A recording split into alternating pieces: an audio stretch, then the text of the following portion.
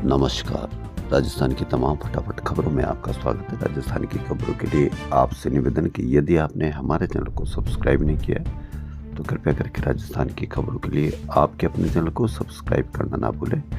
आप सब्सक्राइब करते हैं तो हमें हिम्मत होती है सही और सच्ची खबरें आप तक पहुंचाने की। तो क्या है आज की बड़ी खबर, यानी आपकी इन खबरों में आपके बच्चों की बेरोजगारी की भी खबर होगी, बढ़ती हुई महंगाई की भी खबर होगी, या आप पर किस तरह का असर पड़ रहा है आज के सिनेरियो में उसकी भी खबर होगी। तो क्या है आज की बड़ी खबर। राजस्थान विधानसभा में गुरुवार को आखिरकार मंत्री किरोड़ीलाल मीणा के फोन टेपिंग प्रकरण में सरकार को जवाब देना ही पड़ा। स्पीकर वासुदेव देवनानी ने पहले संसदीय कार्य मंत्री जोगाराम का नाम पुकारा, फिर कहा गृह मंत्री जवाहर सिंह बेडम खड़े हो गए, वे जवाब देंगे। बेडम ने सदन में कहा कि किरोड़ीलाल मीणा का कोई फोन टेप नहीं हुआ, मंत्री खुद खंडन कर चुके हैं। इस पर नेता प्रतिपक्ष टीकाराम जूली ने कहा कि हम इससे संतुष्ट हैं, लेकिन मैं बेडम के बयान से संतुष्ट नहीं हूं। मैं यह जानना चाहता हूं कि झूठे आरोप लगाने वाले कैबिनेट मंत्री पर क्या आप कार्रवाई करेंगे। झूठे मंत्री पर तो कार्रवाई करनी चाहिए। इसके बाद कांग्रेसी विधायकों ने सदन से वॉकआउट कर दिया। गौरतलब है कि बीते दिनों मंत्री किरोड़ी ने बयान दिया था कि सरकार उनका फोन टेप करा रही है। इसके बाद बजट सत्र के पहले सप्ताह में 2 दिन बवाल मचा रहा। विपक्ष अड़ा रहा कि सरकार इस पर स्पष्टीकरण दे। गुरुवार को सदन में यह मुद्दा एक बार फिर उठा। इस पर स्पीकर वासुदेव देवनानी ने व्यवस्था दी। फोन टेपिंग पर हंगामे के दौरान सरकार के मंत्री ही विपक्ष की भूमिका में दिखे। वन एवं पर्यावरण मंत्री संजय शर्मा खड़े हुए और पूर्व सीएम गहलोत के ओएसडी का पोस्टर लहराने लगे। दूसरे मंत्री भी खड़े हुए, लेकिन शर्मा पोस्टर लहराते हुए बोलते रहे, जिस पर स्पीकर नाराज हो गए। स्पीकर बोले कि मंत्रियों को संभालना और बैठाना पड़ रहा है, फिर विपक्ष को क्या कहें। स्पीकर ने मंत्री को अपने चैम्बर में भी तलब किया, उनको सख्त चेतावनी दी। हालांकि सदन में संसदीय कार्य मंत्री ने स्पीकर की नाराजगी पर कहा कि हम ध्यान रखेंगे। वहीं आपस में जोर जोर से बात करने पर स्पीकर ने 2 बार सरकारी मुख्य सचेतक और विपक्षी सचेतक को रूलिंग समझाई कि वह अपने अपने सदस्यों को सदन की गरिमा बनाए रखने को कहे। नेता प्रतिपक्ष टीकाराम जूली ने कहा कि भागरोटा हादसे में 50 लोगों की मौत हुई, एक व्यक्ति को भी दोषी नहीं माना गया। हादसे पर जो कमेटी बनाई उसने क्या रिपोर्ट दी और कितने दिन बाद कट बंद किए। इस पर मंत्री मंजू बागवार ने कहा कि हमने 33 में से 32 कट बंद कर दिए हैं। अब किस तरह से लोग अपने ही हाथ में कानून लेते हैं और उनका क्या होता है, इस पर भी कोई कार्रवाई नहीं होती है। चंदेरिया थाना क्षेत्र में 4 साल की बच्ची से दुष्कर्म की कोशिश करने वाले आरोपी को कोर्ट में वकीलों ने जमकर पीटा। 1 आईपीएस, 2 डीएसपी और 50 पुलिस वालों ने घेरा बनाकर आरोपी को बचाया। बार एसोसिएशन ने आरोपी का केस नहीं लड़ने का फैसला किया है। ठीक है, फैसला करे या नहीं करे, लेकिन आरोपी को बाहर पीटना किस तरह से आप वाजिब मानते हैं, क्योंकि आरोप सिद्ध हो या नहीं हो, फिर भी कानून है, न्यायालय है, पुलिस है, वो सब इसको देखेंगे, वो सब इसकी सजा दिलाएंगे। आम आदमी अगर इसी तरह से कानून को हाथ में लेता रहा तो फिर आप किस तरह से हम नज़ारा देखेंगे। वहीं एसआई भर्ती 2021 पेपर लीक में राज्य सरकार भर्ती को लेकर कोई निर्णय नहीं ले पाई है। पक्ष स्पष्ट करने के लिए शुक्रवार तक का समय लिया है। गुरुवार को सुनवाई के दौरान एएजी विज्ञान शाह ने जस्टिस समीर जैन के समक्ष कहा कि हम 4 माह में निर्णय ले लेंगे कि भर्ती रद्द होगी या नहीं। हालांकि इस दौरान किसी एसआई को फील्ड पोस्टिंग नहीं दी जाएगी, लेकिन अदालत याचिका को निस्तारित कर दे। अदालत ने कहा कि भर्ती पर निर्णय के लिए 2 महीने का समय पर्याप्त है, लेकिन याचिका निस्तारित नहीं की जाएगी। ऐसे ही एक और मामले में जब कानून को हाथ में लेने वाले कानून के रक्षक ही हैं। श्रीमान जी, यह गलत बात है, मारपीट मत कीजिए। ट्रैफिक पुलिसकर्मी हाई कोर्ट के एडवोकेट से यह बात लगातार कहते और एडवोकेट बिना रुके कार चालक को पीटते रहे, उसे बैरिकेड्स पर गिरा दिया, जिससे खून निकल गया। यह नज़ारा कोई फिल्मी नहीं बल्कि जयपुर हाई कोर्ट के वीवीआईपी गेट के सामने का है। यह गुरुवार दोपहर बायलर्स डिपार्टमेंट में किराए पर लगी कार से एडवोकेट की कार में टक्कर हो गई। इसके बाद 2-3 एडवोकेट ने कार के चालक की पिटाई शुरू कर दी। वहां मौजूद ट्रैफिक पुलिसकर्मियों ने चालक के बचाव का प्रयास किया, लेकिन एडवोकेट नहीं रुके।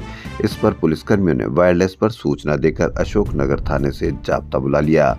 थानाधिकारी अशोकनगर का कहना है कि जाब्ता पहुंचा तब तक एडवोकेट जा चुके थे। दोनों पक्ष में से किसी ने भी रिपोर्ट दर्ज नहीं करवाई। पुलिस वाले कहते रहे एडवोकेट तो क्यों रिपोर्ट दर्ज कराएंगे, और जो चालक है वो कितना मजबूर होगा कि वह भी रिपोर्ट दर्ज नहीं करा सका।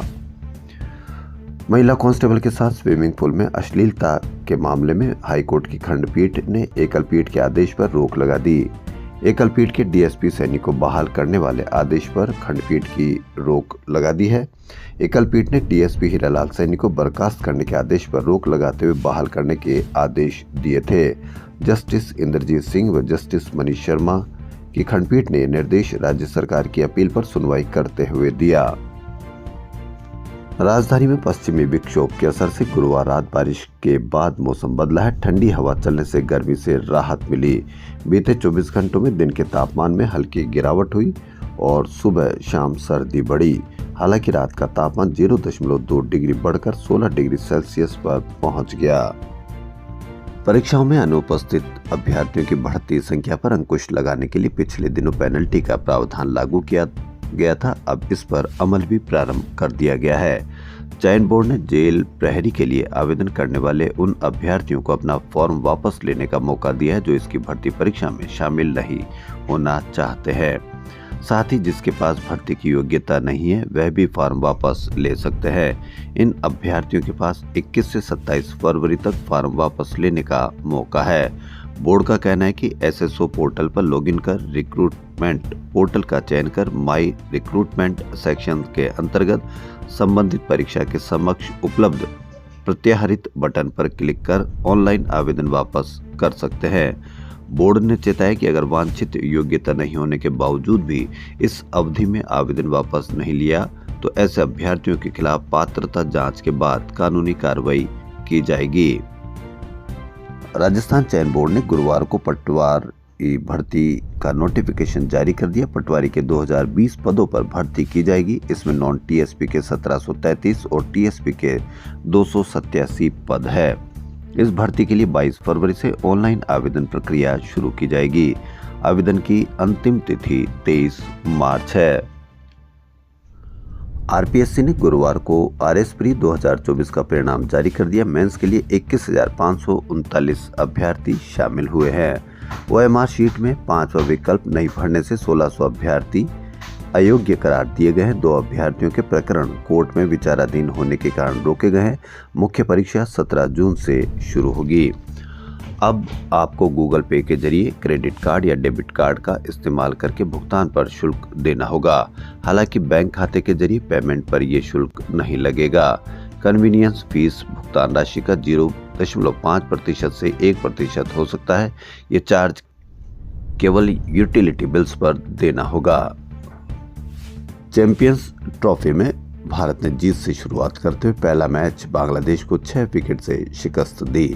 दुबई में हुए मैच में टीम इंडिया ने मोहम्मद शमी के 5 विकेट की बदौलत बांग्लादेश को 228 रन पर ऑल आउट कर दिया।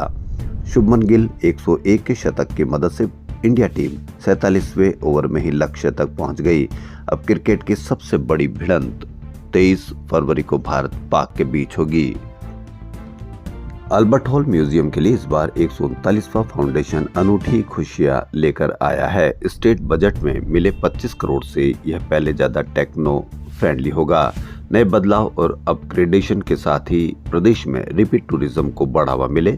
म्यूजियम को टूरिस्ट फ्रेंडली बनाए जाने के लिए आर्टिफिशियल टेक्नोलॉजी जैसी लेटेस्ट टेक्नोलॉजी इस्तेमाल में ली जाएगी।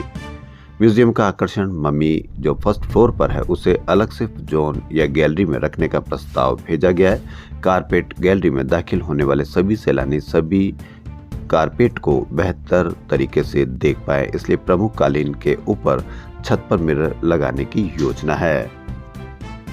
रात 12 बजे के बाद रेस्टोरेंट बार खुला, संचालक सहित 9 गिरफ्तार हुए। जयपुर के वैशाली नगर थाना पुलिस ने देर रात 12 बजे बाद भी रेस्टोरेंट बार खुलने पर कार्रवाई कर शांति भंग में संचालक सहित 9 लोगों को गिरफ्तार किया है। रेस्टोरेंट बार के संचालक द्वारा बार संचालन के लिए आबकारी विभाग के नियम व शर्तों का उल्लंघन किया है। अब पुलिस रेस्टोरेंट बार के लाइसेंस व अनुज्ञा पत्र को आबकारी विभाग से निरस्त करवाने व विधिक कार्रवाई की अनुशंसा कर रही है। तो यदि आप भी अपने पड़ोस में या कहीं पर भी रात को 12 बजे के बाद में यदि रेस्टोरेंट कोई खुला दिखे तो आप भी शिकायत करें, क्योंकि आप शिकायत करते हैं तो आप सरकार की, पुलिस की मदद करते हैं। राजस्थान अध्यापक पात्रता परीक्षा यानी रीट 2024 को निष्पक्ष, पारदर्शी एवं व्यवस्थित ढंग से संपन्न कराने के लिए सरकार ने पूरा फोकस कर लिया है। परीक्षा 27-28 फरवरी को 3 पारियों में होगी। जयपुर में परीक्षा के लिए 233 केंद्र बनाए हैं। इन केंद्रों पर तीनों पारियों में कुल 27,019 अभ्यर्थी शामिल होंगे। परीक्षा के दौरान कानून व्यवस्था को सुदृढ़ बनाए रखने के लिए परीक्षा केंद्रों पर स्ट्रांग रूम एवं संग्रहण केंद्रों पर पर्याप्त पुलिस बल एवं होमगार्ड जवानों की तैनाती होगी। अभ्यर्थियों की पहचान करने एवं फर्जी अभ्यर्थियों की रोकथाम के लिए हेल्ड मेटल डिटेक्टर, बायोमेट्रिक तथा फेस रिकॉग्निशन व अन्य आधुनिकतम उन्नत तकनीकों का उपयोग किया जाएगा। संदिग्ध व्यक्तियों की गतिविधियों पर विशेष निगरानी रखने के निर्देश भी दिए गए हैं।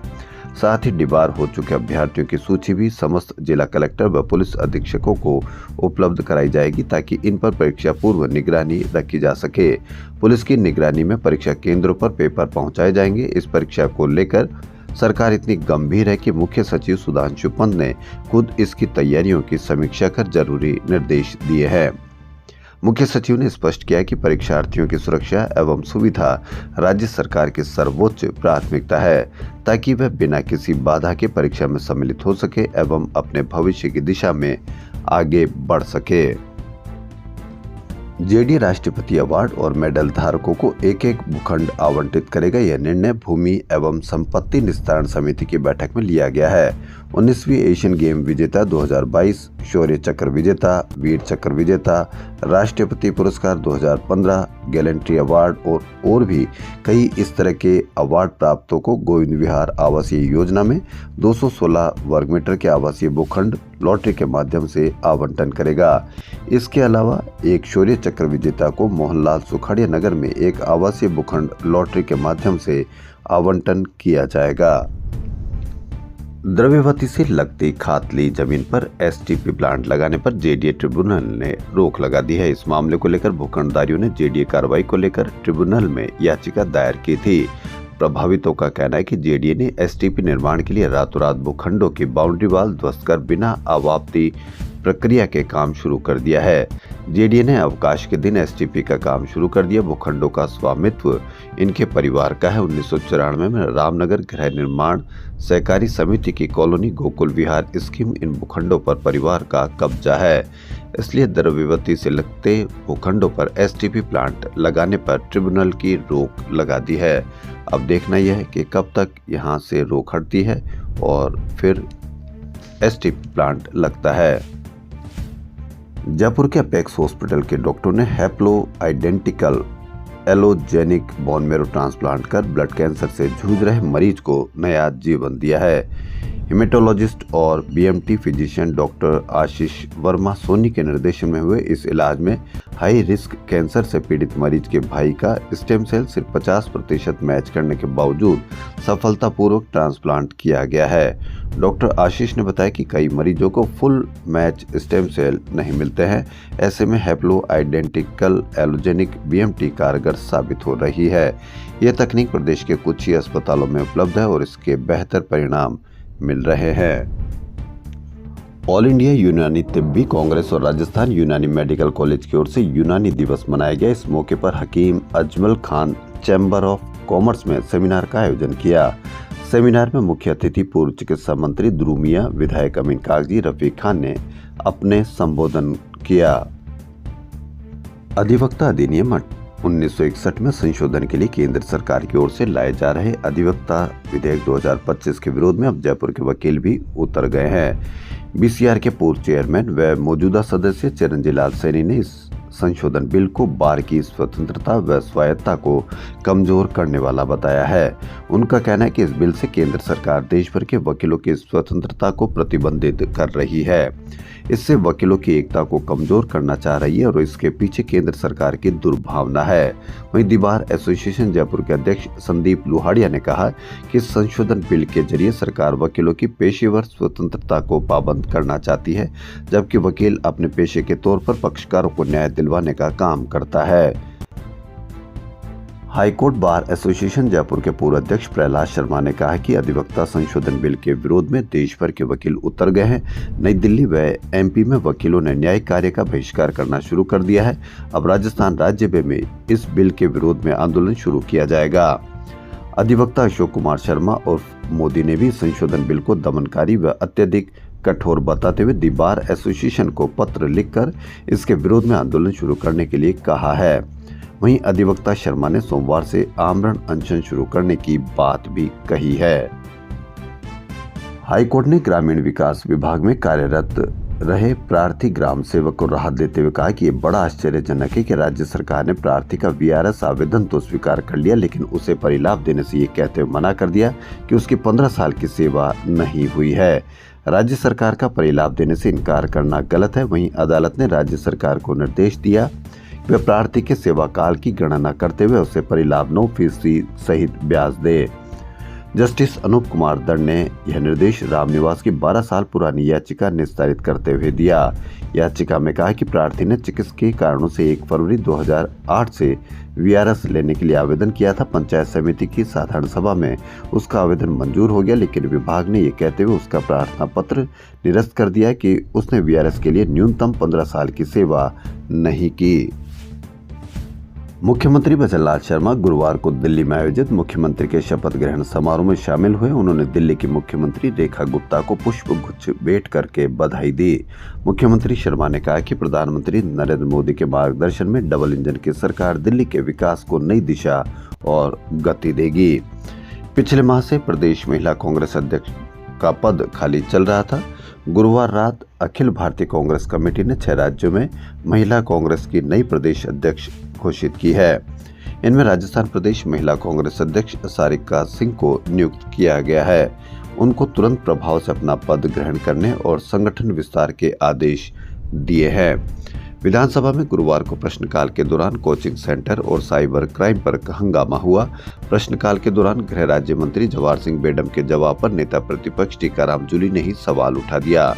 जूली ने कहा कि सरकार ये बताए कि साइबर क्राइम बढ़ा है या कम हुआ है। पिछले साल 46,494 सिम ब्लॉक किए, लेकिन 16,739 IMEI ही ब्लॉक किए। साइबर फ्रॉड के नाम पर 50-50 लोगों को अरेस्ट किया और सिर्फ 2 लोगों को मुकदमे में रखा। बाकी लोगों को 151 में दिखाकर छोड़ दिया। इस पर बेडम ने कहा कि आपके राज्य में पुलिस साइबर अपराधियों के घर पर दबिश देने जाती थी तो पुलिस पिटती थी और सत्ता पक्ष के लोग समर्थन करते थे। आज उस अपराध पर अंकुश लगा। इस पर विपक्ष ने हंगामा कर दिया। जूली ने कहा कि पॉलिटिकल भाषण नहीं चाहिए, मेरे प्रश्न का जवाब तो दो। कांग्रेस विधायक शांति धारीवाल ने सरकार से कोचिंग सेंटर में साइकोलॉजिस्ट व काउंसलर की नियुक्ति की चेकिंग को लेकर पूरक प्रश्न पूछा तो चिकित्सा मंत्री गजेंद्र सिंह खीवसर ने कहा कि सरकार कोचिंग सेंटर में जाकर दादागिरी नहीं कर सकती है। जब तक बिल पास नहीं हो जाता तब तक लीगल तौर पर कोचिंग सेंटर को काउंसलर के लिए बाउंड नहीं कर सकते हैं। इससे हंगामा हो गया। स्पीकर ने दोनों पक्षों को बैठाया।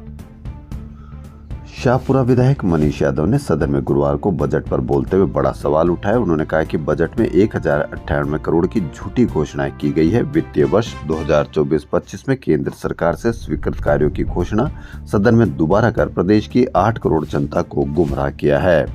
इसमें बताना चाहता हूं कि इसमें से 1098.97 करोड़ रुपए की 25 सड़कें जो CIF फंड की है उनकी NIT तक जारी हो चुकी है।